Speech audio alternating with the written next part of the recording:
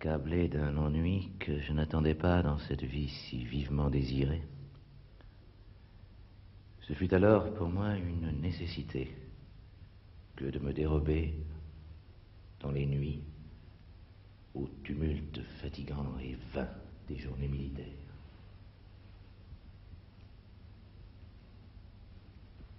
De ces nuits où j'agrandis en silence ce que j'avais reçu de savoir de nos études tumultueuses et publiques, sortirent mes poèmes et mes livres.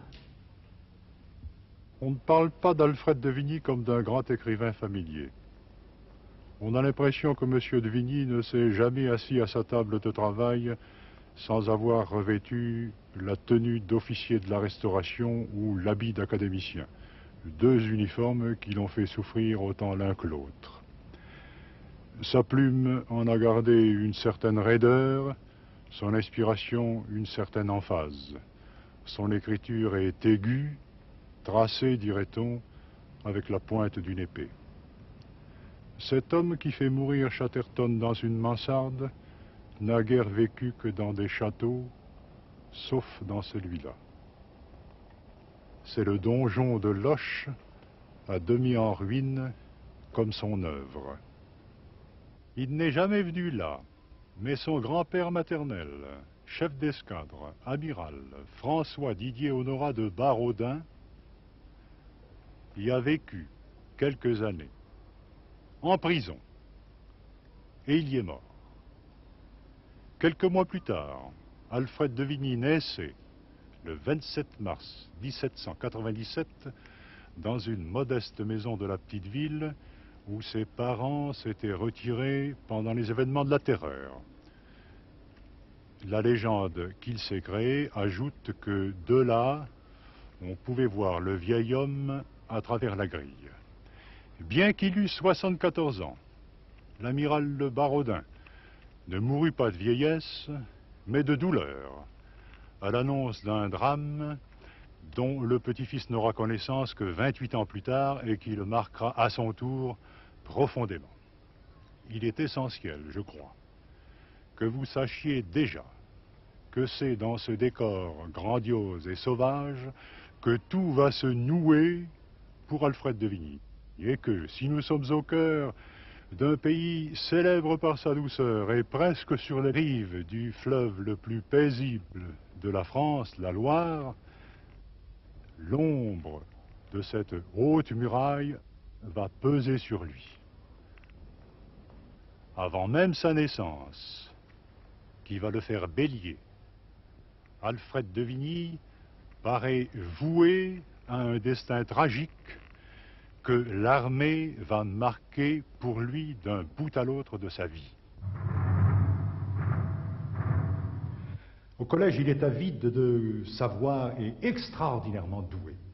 Si doué même qu'à la pension X d'abord et au lycée Bonaparte ensuite, ses condisciples le frappent parce qu'il est beau comme une fille et qu'il est noble. Aussi, pour se venger de ces notes brillantes, ils lui prennent le pain de son déjeuner et il est autorisé à en racheter la moitié à condition de faire les copies de quelques cancres. Du coup, il se décide à mal travailler pour échapper aux persécutions. Chez lui, il se donne à sa fringale de connaître. Il lit tout, traduit Homère en anglais, se passionne pour les mathématiques, s'essaie à de petits romans et à des tragédies. Il a le désir invincible de produire quelque chose. Mais quoi produire de grand, sinon dans le métier des armes? Vers la fin de l'Empire, je fus un lycéen distrait. La guerre était debout dans le lycée. Le tambour étouffait à mes oreilles la voix des maîtres. Et la voix mystérieuse des livres ne nous parlait qu'un langage froid et pédantesque. Les logarithmes et les tropes n'étaient à nos yeux que des degrés pour monter à l'étoile de la Légion d'honneur, la plus belle étoile des cieux pour des enfants. Nulle méditation ne pouvait enchaîner longtemps des têtes étourdies sans cesse par les canons et les cloches des Te Deum. Lorsqu'un de nos frères, sorti depuis quelques mois du collège, reparaissait en uniforme de housard et le bras en écharpe, nous rougissions de nos livres et nous les jetions à la tête des maîtres. Les maîtres même ne cessaient de nous lire les bulletins de la Grande Armée, et nos cris de Vive l'Empereur interrompaient Tacite et Platon. Nos précepteurs ressemblaient à des héros d'armes, nos salles d'études à des casernes, nos récréations à des manœuvres, et nos examens à des revues. Il veut être officier, son père s'y emploie. Il va se présenter à l'école polytechnique quand la bataille de Paris ramène les Bourbons. Le 6 juillet 1814, il entre au 1er régiment de gendarmes du roi comme lieutenant de cavalerie. Il a 17 ans. Étrange paradoxe. À partir de ce moment-là, il ne connaîtra plus rien que l'inaction. Pendant les 100 jours, il sera interné à Amiens. Ensuite, rien ne se passera plus pour lui. Les guerres sont finies, ces guerres qui sont l'aliment de l'armée. Il y a dans les armées une passion qui leur est particulière et qui leur donne la vie. Une passion qui ne tient ni de l'amour de la gloire, ni de l'ambition. C'est une sorte de combat corps à corps contre la destinée. Une lutte qui est la source de 1000 voluptés inconnues au reste des hommes et dont les triomphes intérieurs sont remplis de magnificence. Enfin, c'est l'amour du danger. Il publie ses premiers poèmes en 1822, se lie avec Victor Hugo, fréquente le salon de Madame Ancelot, devient un écrivain. Et un écrivain ne peut pas avoir un avenir militaire. Parce que c'est un homme qui pense et que c'est un homme dangereux. Saint-Mars paraît en 1826, c'est un succès considérable qui aide alors Vigny à obtenir d'abord un congé provisoire, puis un congé définitif afin de pouvoir soigner sa femme, qui restera infirme toute sa vie. Il se lance alors dans le théâtre. Il traduit en vers Roméo et Juliette, Othello, de Shakespeare, d'autres pièces encore, et puis avec la documentation qu'il n'a pas utilisée pour Saint-Mars, il écrit La maréchale d'Ancre. Il pense déjà à devenir un jour député. Dieu merci, il échouera. Et sans doute pour mieux s'établir dans le présent, il décide de se présenter à l'Académie française et remonte à Paris faire ses premières visites. Il échoue 4 fois. Piqué au jeu, il se présente une 5e et il est élu par 20 voix contre 11 à Monsieur Ampis. Qui est Monsieur Ampis? Et 2 à Monsieur Saintine. Qui est Monsieur Saintine? Mais il note dans son journal, pour se consoler sans doute, Casimir de la Vigne s'est présenté 16 fois. Depuis, d'ailleurs, on a vu mieux. Et déjà, le comte Mollet, directeur en exercice, laisse entendre que, pris par des soucis de santé, il lui faudra retarder sa réception de près d'1 an. Vigny dépeint Monsieur Mollet avec une gentillesse que je vous laisse le soin d'apprécier. On sent qu'il est déjà de la maison.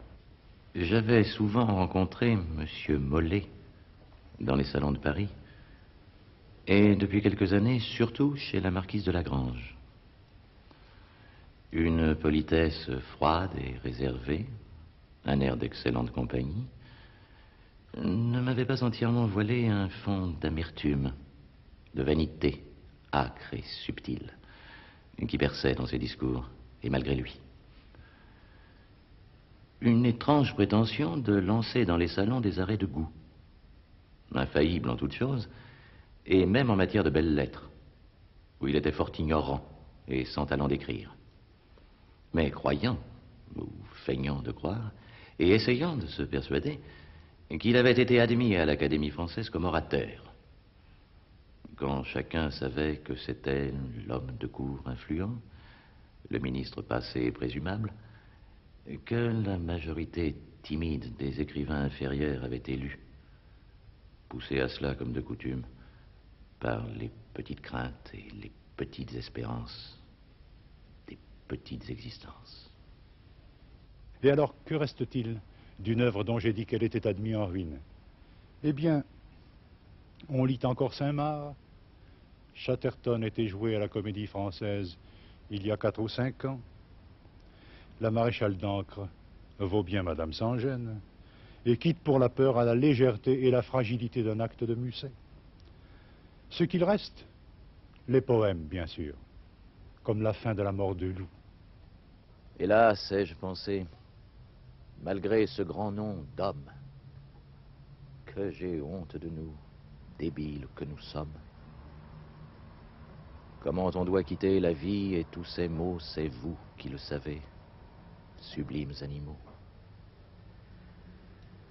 Avoir ce que l'on fut sur terre et ce qu'on laisse, seul le silence est grand.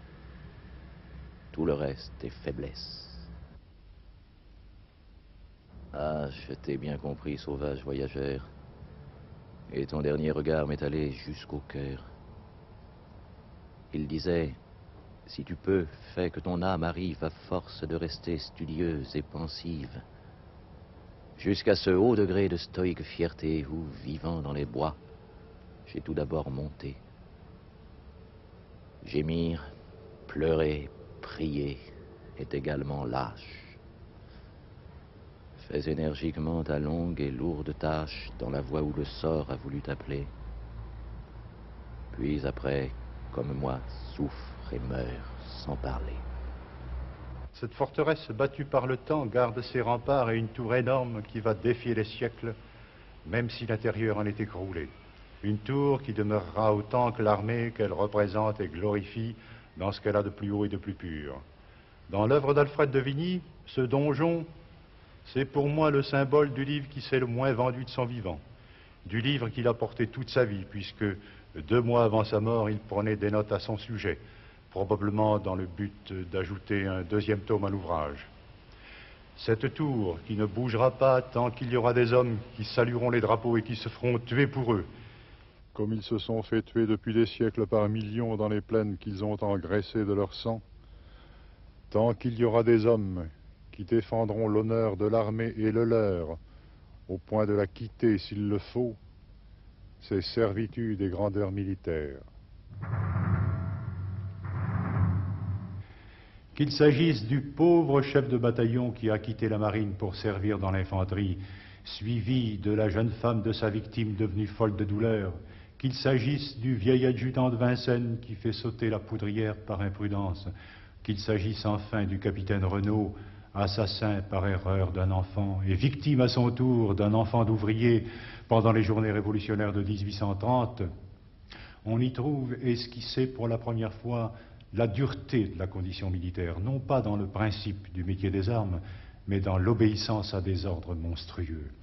Exécuter un garçon seulement coupable d'avoir écrit 3 couplets de vaudeville sur le gouvernement, rester prisonnier parce qu'on a donné sa parole de ne pas s'évader, demeurer impassible sous les coups de ses compatriotes émeutiers, ou bien fusiller des prisonniers de guerre. Deviendra-t-elle jamais la loi qui, dans de telles occurrences, mettra d'accord le devoir et la conscience?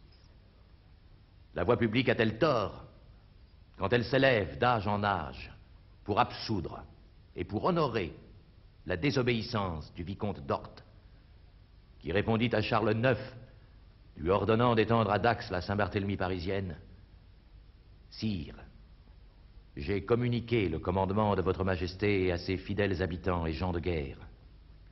Je n'ai trouvé que bons citoyens et braves soldats, et pas un bourreau. Pendant longtemps, d'autres hommes se sont demandé, sans pouvoir y répondre, comment mettre d'accord leur devoir et leur conscience. Ils n'ont eu de choix qu'entre la soumission ou la démission. Au cours d'un siècle, l'armée a failli plusieurs fois se désagréger ou se casser. Souvenez-vous de la Commune. Souvenez-vous de la séparation de l'Église et de l'État, des inventaires au cours desquels beaucoup d'officiers ont brisé leur épée. Souvenez-vous de l'affaire Dreyfus. Et puis, tout à coup, au fond d'une affaire plus grave, au fond même de la défaite, un homme a su faire de la désobéissance aux ordres de l'État un devoir et une règle d'honneur. auquel peu à peu, dans les déchirements propres aux âmes pures et droites, l'immense majorité d'entre elles se sont ralliées une à une, parce que c'était l'évidence que le salut de l'État n'était que là. Quel drame national, auquel n'ont échappé que les fanatiques et les aveugles. Encore n'oserait-on condamner personne quand on a servi soi-même 2 ans dans l'armée d'armistice et que l'on connaît des officiers que l'on respecte, qui sont restés jusqu'au bout fidèles au maréchal Pétain parce qu'ils ne pouvaient pas désobéir. Et cependant, sous leur diversité, tous ces hommes sont les mêmes. Oui, ce livre est le récit d'un martyr et d'une gloire, du martyr et de la gloire de l'obéissance. Car cette loi reconnue de la désobéissance ne saurait avoir de valeur qu'en période de désastre national, quand les fondements même de l'État sont ébranlés et que c'est l'étranger qui commande chez soi. Pas au moment des tempêtes, où aussi dure qu'elle soit, la main de l'État qui guide la nation est plus nécessaire que jamais. Quelques jeunes officiers d'infanterie pouvaient, le matin du 6 février 1934, lorsqu'ils montaient la côte de Satory, se poser des questions sur leurs devoirs, car ils allaient se placer devant les rangs de leur compagnie au moment où l'on distribuait des cartouches de guerre qui pouvaient servir à tuer des Français. Ils s'en ouvrirent à leur chef de bataillon, qui eut, pour les rassurer, ce mot sublime: relisez Vigny. C'était la première fois qu'on prononçait le nom de ce grand homme devant eux. Pendant 2 ans d'école militaire, on le leur avait tu. Peut-être pour éviter qu'ils puissent se poser les questions que se pose Vigny.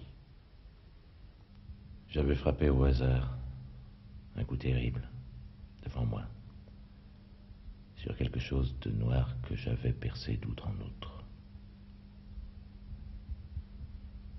Je compris alors mon œuvre et j'y regardais avec un empressement frénétique.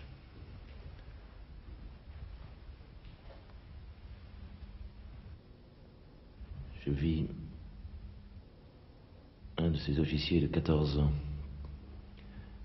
si nombreux dans les armées russes qui nous envahirent à cette époque, et que l'on traînait à cette terrible école. Ses longs cheveux bouclés tombaient sur sa poitrine, aussi blonds, aussi soyeux que ceux d'une femme. Et sa tête s'était penchée comme s'il n'eût fait que s'endormir une seconde fois. Je le soulevai sur un bras, et sa joue tomba sur ma joue ensanglantée, comme s'il avait caché sa tête entre le menton et l'épaule de sa mère pour fuir ses meurtriers.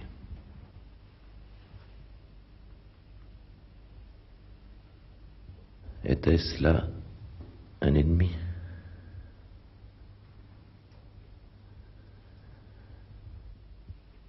Je le pressai contre ma poitrine lorsque je sentis que j'appuyais sur moi la garde de mon sabre qui traversait son cœur.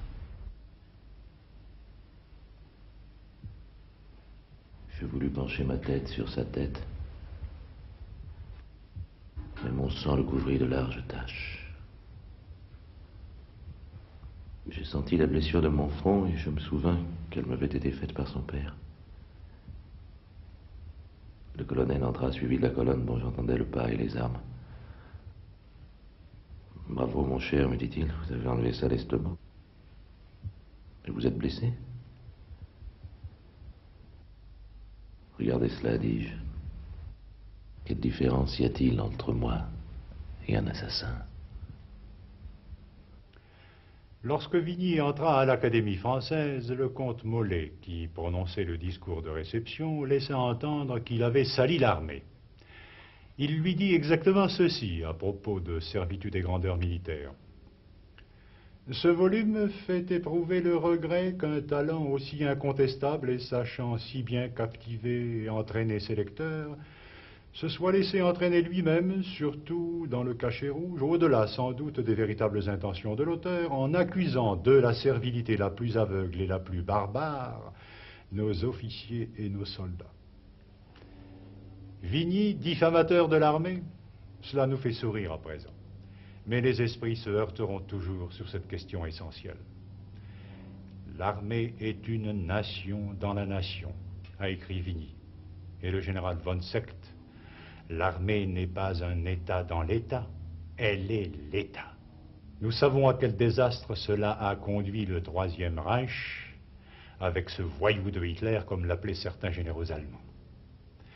Vigny, qui n'aimait pas Napoléon, qu'il considérait comme un usurpateur et un danger pour la nation, a mis en garde les jeunes officiers contre la tentation de ce qu'il appelle le séidisme.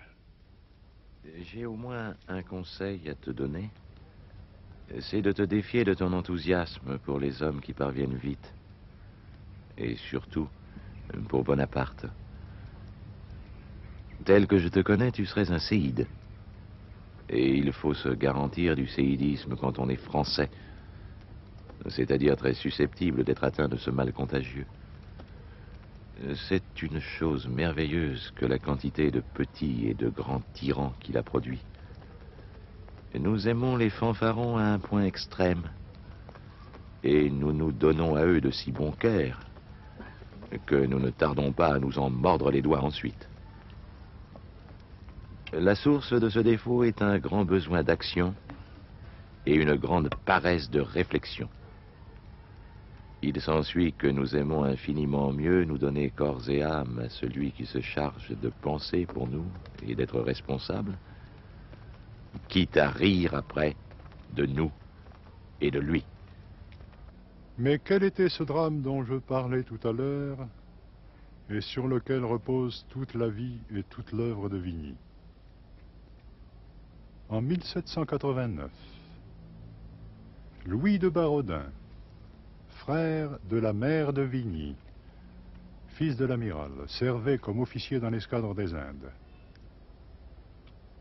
En 1790, il apprit tout à la fois la Révolution, la terreur, la confiscation des biens de la noblesse et l'émigration des princes. Sans hésiter, tous les officiers de l'escadre des Indes décidèrent de rester fidèles au drapeau blanc. Ils débarquèrent de leurs vaisseaux et rallièrent l'Angleterre en 1791. Ce fut là que se prépara l'expédition de Quiberon. Un régiment entier, composé d'anciens officiers, soldats et matelots de la marine royale, devait rallier la Bretagne, se joindre à la Vendée et marcher sur Paris.